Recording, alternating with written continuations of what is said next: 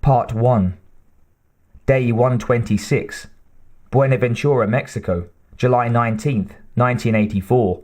Thursday, 8:58 a.m. Sarah Jeanette Connor was driving across a vast and lonely landscape of cacti and sand towards a brooding range of mountains, shadowed by swollen rain clouds. Sheet lightning fired behind them like giant strobes. The promise of a storm was in the air.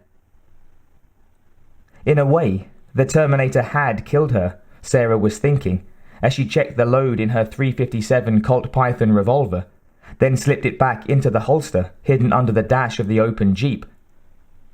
She was certainly no longer the naive 19-year-old waitress she had been just a few months ago.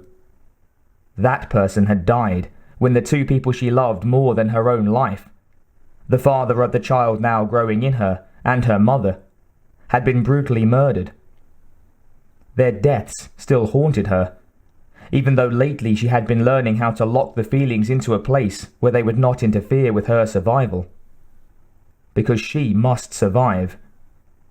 For now, Sarah Connor was the most important human being in the world.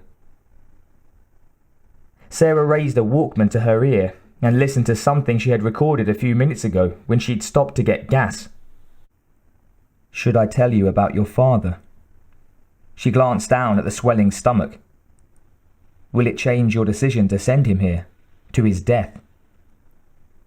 She imagined a point in the future when that choice would have to be made, and she shuddered. But if you don't send Kyle, you can never be. The crazy thought swirled in her head. Kyle Reese, a young soldier who had volunteered to be sent through time to protect her from the Terminator, had made her pregnant with the son who would one day order that father back through time to make her pregnant, so one day the son would order the father back in time to make her... A circle of events, bending infinitely back on itself. She remembered what her high school science teacher, Mr. Boland, used to say about paradoxes. The universe was one big python, feeding on its tail. It made her feel as if she were a puppet of fate, a mere link in the casual chain. On the other hand, her will to survive had seemed to determine the outcome of events. Or maybe human will was merely another element of the preordained design. The whole of the rest of her life might be the answer to that paradox.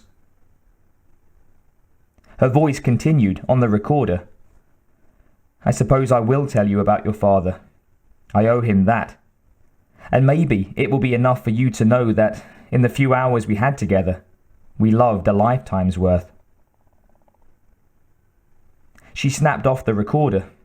The words sounded so trite, so pale when placed next to the blazing memories. Sarah wanted her son to one day love his father, as she now did. But she was never any good with words.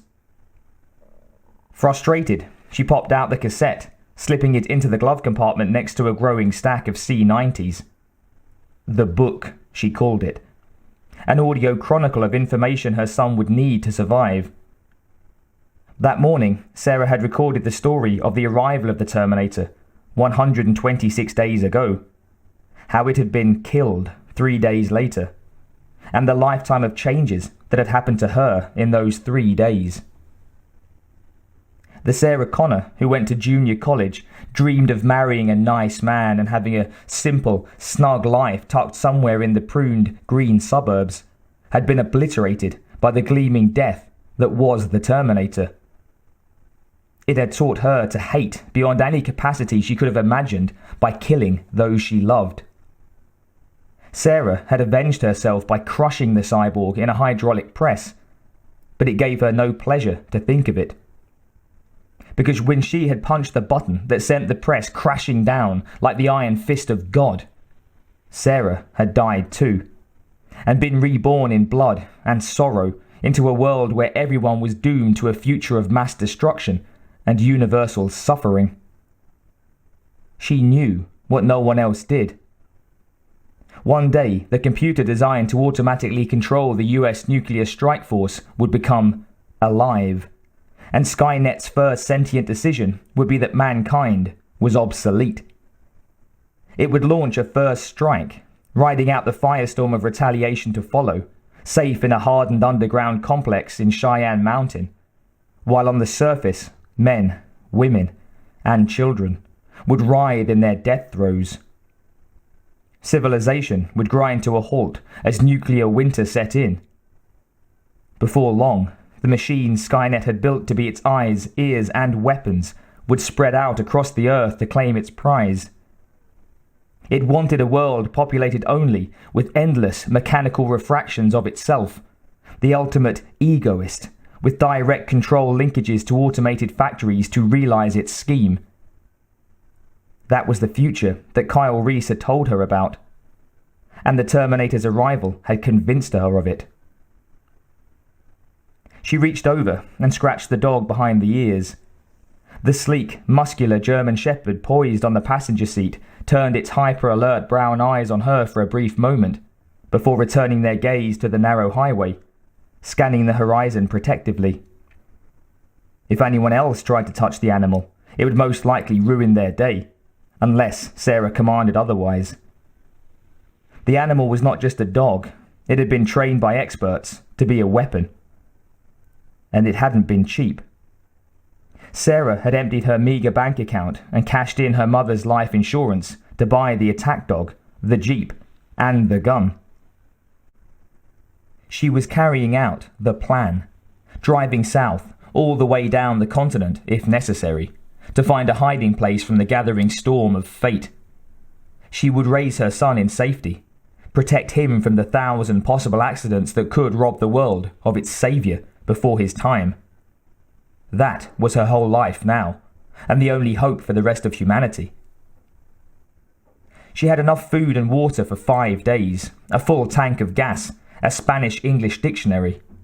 She would go as far as she could until supplies ran out, then somehow find a way to provide for herself and the baby. She wasn't afraid. Sarah found in those 3 terrible days that she had hidden resources she'd never dreamed existed, a vast secret cache of courage that had gotten her this far, against impossible odds.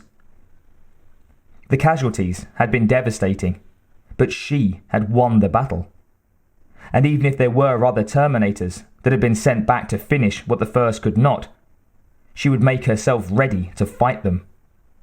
Because no machine was going to hurt her son.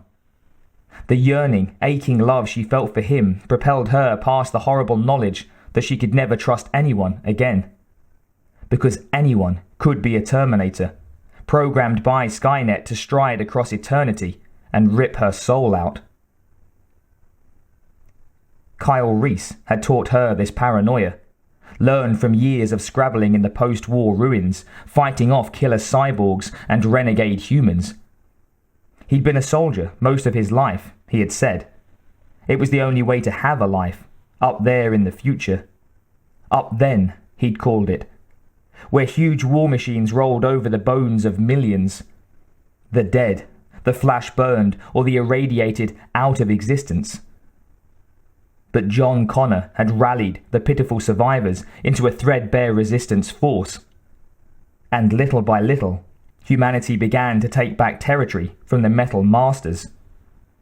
Until one day, the tide of battle turned, and Skynet, in a desperate burst of brilliance, devised time displacement, the first tactical time weapon. It sent a lethal emissary back through time to find and eliminate Sarah, so that John Connor might never be born. But John's forces took control of the time displacement device and sent Kyle through, to stop the Terminator, if possible. It was essentially a suicide mission, and yet he had volunteered for it. He was a simple soldier, about to walk point into the gaping maw of history, because he loved Sarah. At first, Sarah couldn't comprehend how she could inspire such fierce passion. She was a relatively ordinary-looking girl, with brown hair and eyes, pleasant enough features, but nothing startling. Kyle, however, had worshipped her. No, that wasn't quite true. He adored what she was to become, the mother of John Connor, The tigress who would keep him safe through the cataclysm. So, Kyle had ridden the banshee maelstrom of time into an impossible world, so whole and rich and teeming with life. A world he could only half imagine from stories the old ones told him when he was a child. He snatched her out of the Terminator's sights and made love to her with gentle awe. And in that burning moment, in each other's arms, Sarah had merged body and soul with Kyle. And only then did she believe his love was real. They had made it real, unknowingly seeding John Connor, who would grow up one day to send his father back through time so that Sarah could survive the Terminator and become pregnant with John Connor, who... The python, circling back on itself. As the Jeep went into a turn, something fell off the dash into Sarah's lap. It was a Polaroid photo of herself. At the forlorn gas station a few miles back, a Mexican boy had run up and taken it, demanding $5. Taking pity on the poor waif, she had given him $4, then casually tossed it on the dash. She glanced at it now, surprised to see an older woman staring out at her.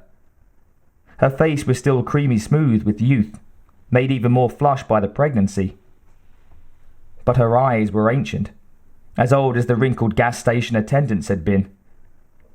Ancient because she had looked back into the painful past and forward into the terrifying future.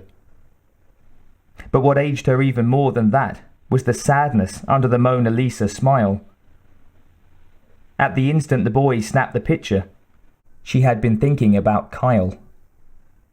She wouldn't know until much later that this was the photo, the one Kyle said John Connor had given him a long time ago, when they were crouching in some dirty hole together, while the night sky thronged with Skynet's aerial armada. Sometime in the future, Sarah would give it to John, and he would give it to Kyle. And Kyle would fall in love with her enigmatic, wistful smile, always wondering what she had been thinking, but never knowing that it was inspired by love and mourning for him. This, perhaps, was the beginning of the circle, but of course, circles have no beginning or end. But she couldn't think about Kyle now. She had to think about the road ahead, and finding a safe haven from the storm and the night to follow. It started to rain, a hot, stinging downpour that made her eyes water. She pulled over and hastily put up the canvas top. But when she got in again, her eyes were still filled with tears. She grimly wiped them away and gunned the Jeep higher into the mountains.